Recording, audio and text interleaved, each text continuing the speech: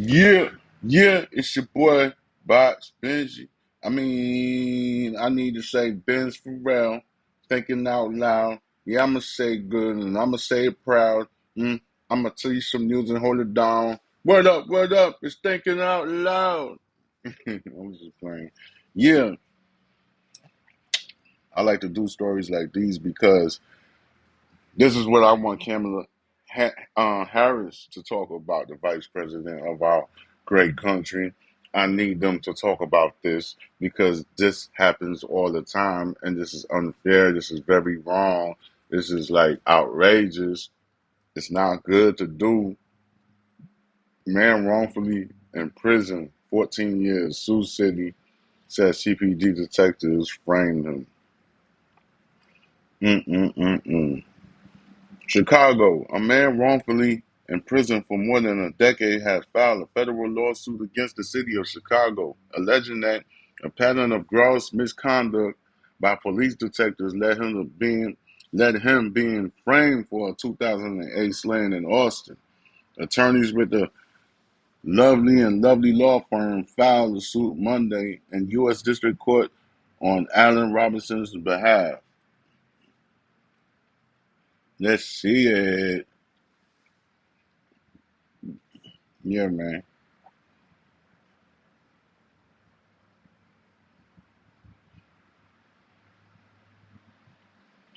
My thing acting slow. Robinson served 14 years of a 55-year sentence before his conviction was vacated in state court last year. The man wrongfully imprisoned for more than 12 years says he was framed by detectives with CPD. Alan Robinson is now suing the city of Chicago. He was arrested and charged in the shooting death of Christopher Hanford back in 2008, 19 years old at the time. He was convicted. That conviction was vacated last April. He was arrested after a man told police he was at the scene of the shooting. The suit claims the witness was coerced into giving a false claim. He says a pattern of gross misconduct led him to being framed. See what I'm saying? Robinson served 14 years of a 55-year sentence before his conviction was vacated in state court last year. He was awarded a certificate of innocence on April 26th. Word of Life gives Catholic schools and parishes a My new, bad, y'all. engaging curriculum. My bad. Hold on. Robinson was 19 when he was arrested and charged with fatally shooting Christopher Hanford on December 3rd, 2008.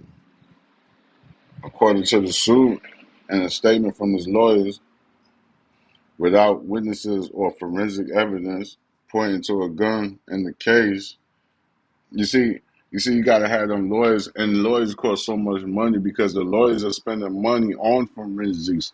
So when you have like a appointed attorney from the goddamn when you're in jail. You got you because they really work with the goddamn judge. They work with the prosecutors anyway. When you have those appointed attorneys from when you can't afford the attorney, you get those appointed attorneys and stuff like that. It's not even they're not even really in your best interest to do anything. So it's hard. Like it's hard to even defend yourself. That's why you got to educate yourself. You got to learn how to read. You got to know your. You got to educate yourself. Especially in this day and age, they'll nail you in the goddamn in the prison system. Is that what you want? Like, calm that down. I'm serious.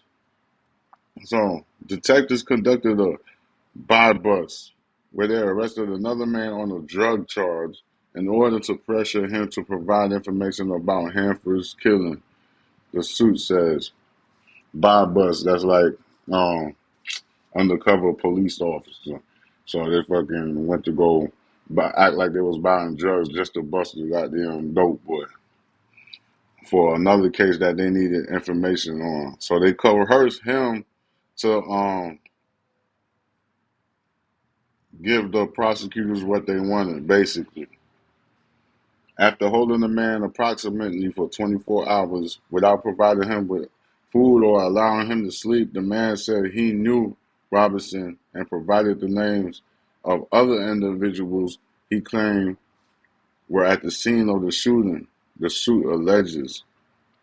Under similar circumstances during subsequent interrogations of others, Robinson was eventually identified and arrested in March 2009, solely on the basis of the coerced and fabricated witnesses' identifications. The 11-count suit claims multiple violations of Robinson's civil rights and alleges that the city policies and practices abetted detectives' framing of Robinson for the crime. These widespread practices, individually and together, were allowed to flourish because the leaders, supervisors, and policymakers of the city of Chicago directly encouraged and were thereby the moving force behind the very type of misconduct at issue by failing to adequately train, supervise, and control their officers, agents, and employees on proper interrogation techniques, and by failing to adequately punish and discipline prior instances of similar misconduct. Yeah, man, that's true because now you got lazy people that work in the office, in the prosecutor office. They don't even care. The policymakers like whatever, like they didn't even care about this young man's life, and he did 14 years in prison. 14 years he will never get back. These are the many stories that I love to do because this was happening all across in America, especially to black and brown communities. That's why I gotta let you know about this because this was happening. And these are the questions that I'm trying to stick Vice President Kamala Harris on. This is what this is the questions that I have for her because in Oakland she was the district attorney and she put a lot of guys in jail and some of those guys are innocent. You see what I'm saying? So that's what I want to stick her for. What is the agenda here? You know, she's very quiet as a vice president. So what really is your agenda? Who do you work for? What they coerce you to do to be vice president? What is the goddamn whole ulterior motive around here? You see what I'm saying? This is what I'm talking about. These are the stories that I gotta let you guys know. As a result, Robinson suffered the loss of liberty, great mental anguish, humiliation, degradation, physical and emotional pain, and suffering.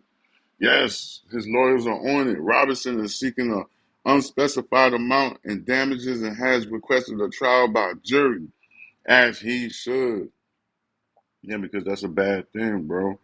Like, it's not even right. He was wrongfully in prison. He didn't have to do none of that right there. That shit sucks. And I feel for him. They took a lot from him. They said they had an unspecified amount on what they get. I say give the man $50 million, bro. That's a good number or higher. That should be the lowest number. You know what I'm saying? If they want to like if they want to be gracious or whatever, them lawyers better get the goddamn judicial system because that's gonna stop the more this stories imploded in the internet where people could come and see, the more we could stick these prosecutors for doing their job correctly and precision because people's lives, you cannot destroy people's lives and family. When you got somebody that go to prison, you also affecting the family. So you're destroying everything. You messing up a whole generation and another generation. You causing mass destruction. You cannot just throw people in prison, people, and not have the facts and the figures and most of all concrete evidence. Straight up, this is thinking out loud with your boy Bens Farel. Think about what I just told you. Holler and subscribe to my YouTube channel, Box Benji. One.